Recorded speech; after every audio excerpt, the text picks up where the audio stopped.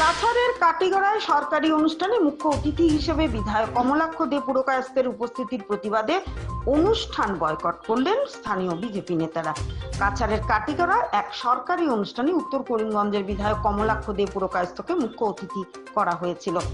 এরই প্রতিবাদে ক্ষোভে ফেটে পড়ে স্থানীয় বিজেপি নেতা ও কর্মীরা এবং বয়কট করেন উক্ত অনুষ্ঠান। গতকাল কাটিগড়ায় নিযুত ময়না প্রকল্পের উদ্বোধন করেন বিধায়ক কমলাক্ষ দে পুরকায়স্থ।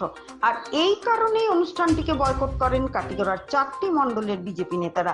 এর আগেও কাটিগড়ায় যে কোনো সরকারি বা বিজেপি সংক্রান্ত অনুষ্ঠানে কমলাক্ষ দে পুরকায়স্থ উপস্থিত থাকলে স্থানীয় বিজেপি নেতারা সেই অনুষ্ঠান এড়িয়ে গেছেন।